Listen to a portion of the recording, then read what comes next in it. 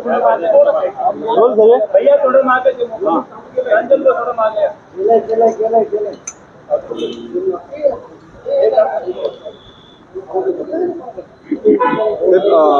काल मातोश्रीवर आमदारांची बैठक झाली, आज खासदारांची बैठक होते आहे, अधिवेशन आहे समोर आणि आपण विधानसभेच्या विरोधी पक्ष नेत्यावर दावा देखील करू. होय, कोण चित्र असणार आहे चर्चा. हे पहा की काल आमदारांची बैठक झाली, आज खासदारांची बैठक आहे. कारण उद्यापासून विधानसभेचं अधिवेशन आहे आणि साधारण 8 दिवसांनी लोकसभेचं अधिवेशन आहे, म्हणजे संसदेचं अधिवेशन. तर त्या संदर्भात आमदारांना खासदारांना एक दिशा मिळावी म्हणून अशा प्रकारच्या संसदीय पक्षाच्या बैठका पक्षप्रमुख घेत असतात. तशी ती काल झाली. नक्कीच विधानसभेतल्या विरोधी पक्ष नेते पदावर शिवसेना आपला, मी दावा म्हणणार नाही, आपला हक्क जो आहे तो सांगणार आहे. आमदारांची संख्या जरी कमी असली तरी नियमात आणि घटनेत असं कुठेच लिहिलेलं नाही की विरोधी पक्ष नेत्याशिवाय संसद आणि लोकसभा चालावी. शिवसेनेचं बळ 20चं आहे. याआधी यापेक्षा कमी संख्या असतानाही विरोधी पक्ष नेतेपद अनेकदा मिळालेलं आहे. आमचा एकत्रित संख्या साधारण 50च्या वर आहे. त्याच्यामुळे सरकारनं खास करून विधानसभा अध्यक्ष जे आहेत काल आणि आज तेच आहे, त्यांना घटना, संविधान, लोकशाही याच्याविषयी नक्कीच जाण असायला पाहिजे आणि ते या विधानसभेत विरोधी पक्ष नेते पदाची जी आमची भूमिका आहे ती मान्य करते. 3200 कोटी रुपयांच्या आरोग्य विभागाच्या कामाला मुख्यमंत्र्यांनी स्थगिती दिलेली आहे. गेल्या काही दिवसांपासून आपण बघतोय की शिंदेच्या काळात जे कामं झाले, शिंदेच्या काळात जी कामं झाली ती कामं झाली नसून फक्त भ्रष्टाचार झालेला आहे. शिंदेच्या काळामध्ये आरोग्यमंत्री कोण होते आपल्याला माहिती आहे आणि त्यांचे किती घोटाळे समोर आले अल्पकाळामध्ये हे आपल्याला माहिती आहे. आणि म्हणूनच त्यांना भारतीय जनता पक्षाचा त्यांना विरोध होता मंत्री करणारा, भ्रष्ट मंत्र्यांना जे काही, त्याच्यामध्ये ते एक आहे. आरोग्य खात्यासारख्या खात्यात जो थेट सार्वजनिक आरोग्य, थेट जनतेशी संबंध येतो, गोरगरीब, आदिवासी, बिलो पॉवर्टी लाईन, त्यांच्या खात्यामध्ये, त्यांच्या पैशामध्ये जर अशा प्रकारे भ्रष्टाचार होणार असेल औषधामध्ये, खरेदीमध्ये, तर हे कसलं राज्य. त्याच्यावेळी मी आधीही म्हटलं की देवेंद्रजी फडणवीस राज्याचे मुख्यमंत्री म्हणून हे सगळं थांबवत आहेत आणि थांबवणार असतील आणि आधीचा भ्रष्टाचार कसा झाला जनतेसमोर आणणार असतील, नक्की आम्ही त्यांचं स्वागत करतो आहोत. त्यांच्या प्रत्येक कृतीचं आम्ही स्वागत करू. धनंजय मुंडे आज निकाल, माणिकराव कोकाटेंच्या निकालाचा फैसला आज होणार आहे. त्यांच्यावरती आमदार अपात्रतेची कांती तलवार देखील काय आहे. कायद्यानं ते अपात्र ठरलेले आहेत, त्यांची धडपड सुरू आहे मंत्रिपद वाचावं यासाठी. नियम आणि कायदा पाहिला. सुनील केदार आमदारकी गेली ना 24 तासात. राहुल गांधी उत्तर प्रदेशच्या विधानसभेत, आझम खान, या सगळ्यांच्या आमदारक्या 24 तासामध्ये घालवल्या भारतीय जनता पक्षाने. आणि इथे मात्र पूर्ण संधी दिली जाते स्वतःचा बचाव करण्याची. राऊतसाहेब, धनंजय मुंडेंवर देखील आरोप झाले, राजीनामा देण्याची मागणी होतीये. माणिकराव कोकाटे देखील आता अडचणीत आहेत. कुठेतरी अभय दिलं जात आहे या दोघा नेत्यांना? नक्कीच अभय दिलं जात आहे, त्यांना वाचवण्याचा प्रयत्न होतो. पण मला असं वाटतं की अजूनही आमचा न्याय यंत्रणेवरती विश्वास आहे. न्यायालयाचे प्रकरण आहे आणि न्यायालय यांना सोडणार नाही. पुणे बलात्कार प्रकरणामध्ये अत्यंत धक्कादायक गोष्ट कोणी रामदास कदम यांनी उद्धव ठाकरेंना उद्ध्वस्त केल्याशिवाय नाव सांगणार नाही असं ते म्हणतो. बरं करू द्या ना. त्यांच्या आयुष्यातलं जर ते ध्येय असेल तर त्यांनी जरूर प्रयत्न करावे. आमच्यासारखे लोक जे पक्षाबरोबर इमान इतबारे राहिलेले आहेत, आमच्यात एवढं बळ आहे की ही जी विध्वंसक शक्ती आहेत, जे महाराष्ट्राचा विध्वंस करायला निघालेले आहेत, दिल्लीच्या मोगलाईबरोबर हात मिळवणी करून त्यांना रोखण्याची आणि इथे संपवण्याची ताकद आजही माननीय उद्धव ठाकरे यांच्या नेतृत्वाखालच्या शिवसेनेमध्ये परमेश्वरानं आम्हाला दिलेली आहे. हे तुमचं जे फडफडणं आहे तात्पुरतं आहे. सत्ता आहे म्हणून तुमचं फडफडणं आहे. एक दिवस तुम्हाला पुन्हा मातोश्रीच्या दारात यावं लागेल, शिवसेना भवनाच्या दारात उभं राहावं लागेल. हे माझं भाकीत नसून हा माझा दावा आहे. साहेब, पुणे बलात्कार प्रकरणामध्ये ज्या पद्धतीने गृहराज्यमंत्री योगेश कदम यांनी एक विधान केलं होतं, टीका होऊ लागली होती आणि अशानंतर सुनावणीच्या वेळेला अचानक काही वकील येतात आणि ते सांगतात की जे बलात्कार आहे तो बलात्कार नसून संमतीने हे सगळं घडलेलं आता आहे. ह्याच्यावरती ही न्यायप्रविष्ट प्रकरण आता आहे. त्याच्यावरती इथे उभं राहून वक्तव्य करणं बरोबर नाही. घटना गंभीर आहे.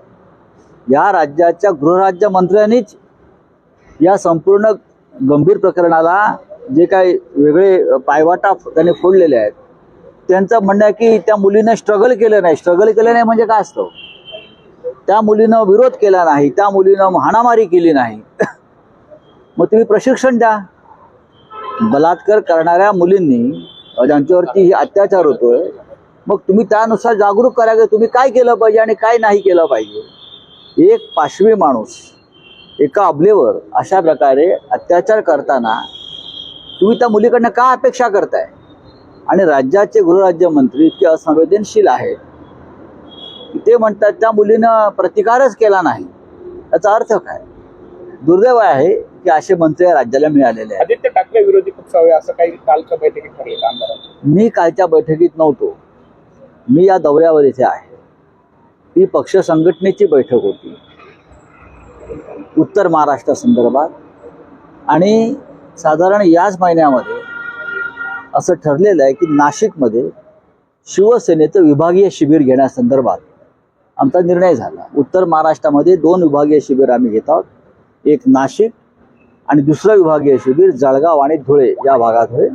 आणि या दोन्ही शिबिरांना शिवसेना पक्षप्रमुख उद्धव ठाकरे उपस्थित राहतील. नाशिकमधून अनेकांनी सोडचिठ्ठी दिलेली पक्षाला, अनेक नेते अजूनही रामराम करते अशी देखील चर्चा आहे. हो, त्या कसं बघता? सोडचिठ्ठ्या लिहायला जर पेन हवे असतील तर आम्ही त्यांना पुरवू. हे निष्ठावंत शिवसैनिक नाहीत. हे ऐरे गैरे येतात आणि जातात. माझ्या मागे बघा एक फळी उभी आहे, ही मूळ शिवसेना नाशिकची आहे. सगळे तुम्ही जे नाव घ्याल ते मागे उभे आहे. फळी कमी होत चालली आहे साहेब. अजिबात नाही. मला सांगा ना, कोण कमी झालं? कोण कमी झालं? पैशाचा जोर वाढलेला आहे समोर, हे खरं आहे. पण तो पैशाचा जोर देवेंद्र फडणवीस त्याला बुच लावतायत. ज्या प्रकारचे निर्णय फडणवीस साहेबांनी घेतलेले आहेत, तो हा भ्रष्टाचाराचा पैसा जो राजकारणामध्ये आमदार, खासदार, नगरसेवकांच्या खरेदी विक्रीत वापरला जातोय, त्या भ्रष्टाचारालाच बुच लावण्याचं काम फडणवीस करतायत. त्याच्यामुळे हे जे गेले आहेत सगळे पैशाच्या अपेक्षेनं, ते सगळे मधल्यामध्ये लटकत राहणार आहे. गेल्या काही दिवसापासून आपण सामनाच्या माध्यमातून म्हणा किंवा प्रतिक्रियाच्या माध्यमातून देवेंद्र फडणवीसांचं खूप कौतुक करतात, स्तुती करत आहात की जवळीक साधण्याचे प्रयत्न आहेत की काय? अजिबात नाही. आम्हाला गरज नाही. आम्ही कशाला जवळीक साधू? सर, ते मुख्यमंत्री आहेत राज्याचे. ते एका राज्याचे मुख्यमंत्री आहेत. आम्ही विरोधी पक्षात आहोत. विरोधी पक्षाचं हे काम नाही की उठ सकाळपासून त्यांच्यावरती आम्ही टीका करत राहावं. विधानसभेत, लोकसभेत, राज्यसभेत ज्या उत्तम गोष्टी घडतायत या राज्यामध्ये, तर त्याच्याविषयी अत्यंत चांगल्या पद्धतीनं भूमिका मांडायला काहीच हरकत नाही. यालाच लोकशाही म्हणतात ना. सर्व साहेब, आगामी PM महापालिका किसान निवडणुकीमध्ये योजनेमध्ये महाविकास आघाडी करू नका अशा पद्धतीची स्थानिकांची मागणी म्हणजे काँग्रेस आणि कुठे? बरोबर महाविकास आघाडी शिवसैनिकांची कुठे पण नाशिकमध्ये त्याच्यावरती आम्ही चर्चा करू ना. आम्ही काल चर्चा केली आहे त्या विषयावरती. बघा, स्थानिक स्वराज्य संस्थेमध्ये साधारण अशा प्रकारच्या आघाड्या होत नाहीत. स्थानिक स्वराज्य संस्थेमध्ये प्रत्येक पक्षाचे कार्यकर्ते मोठ्या प्रमाणात असतात आणि प्रत्येकाला संधी हवी असते. त्याच्यामुळे लोकसभा आणि विधानसभा फार तर अशा आघाड्या होतात. स्थानिक स्वराज्य संस्थेमध्ये प्रत्येक जण आपापली ताकद आजमावण्याचा प्रयत्न करत. शिवसेना एकत्र पाहू ना. आमची अशी भूमिका आहे की आम्ही या इकडल्या सर्व जागा लढाव्यात नाशिकच्या. स्वतंत्र साहेब, PM किसान अशी आमच्या पदाधिकाऱ्यांच्या इच्छा आहे. त्याच्यावर आता उद्धव साहेबांनी जाऊन चर्चा करू आम्ही. काही लोकांना पाप लपवण्यासाठी लंडनला जावं लागतं असं काल एकनाथ शिंदे म्हटलेले आहेत. मग हे कुठे जातात? गुवाहाटीला का सुरतला की गोव्याला की दरे गावात? काय कुठे जातात? बघा यांची मते गुंग झालेली आहे, हे भरकडलेले आहे, हे सगळे अघोरी साधू आहेत. आणि प्रयागराजच्या अघोरी साधू जे आहेत त्यांची तपस्या आहे, त्यांची तपस्या आहे, ते हिंदुत्वाचे प्रतीक आहेत.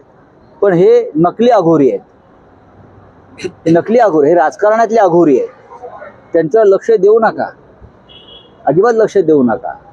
आणि हे जे अघोरी कृत्य करतायत सगळे राजकारणात, पाप करतायत, त्याच्यामुळे हे गंगेच्या किनाऱ्यावर जमलेल्या अघोरींचं नाव खराब होत आहे. बहुतेक नेते प्रयागराजला गेले, संगमावर डुबकी मारायला. आपण नाही गेला, शिवसेनेचे कोणी नेते नाही दिसले. उद्धव साहेब देखील जाणं अपेक्षित होतं, पण गेले नाही. प्रश्न चांगला आहे तुमचा. सरसंघचालक मोहनराव भागवत गेले होते, सरसंघचालक मोहनराव भागवत गेले होते, आम्ही त्यांना फॉलो करतो. तुम्ही त्यांच्यावर टीका पण करता. ते आमच्यावर करतात.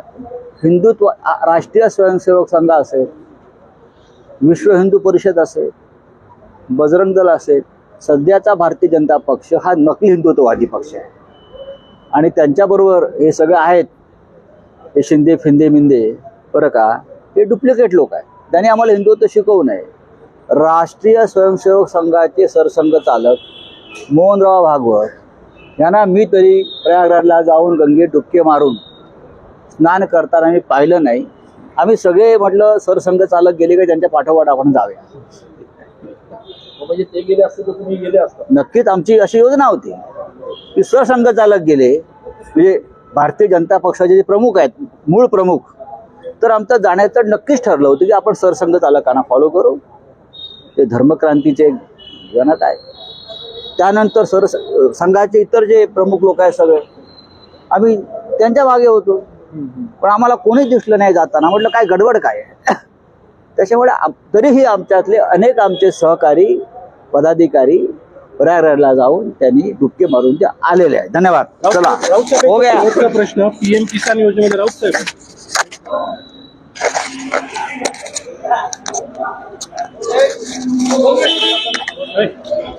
हे झालं.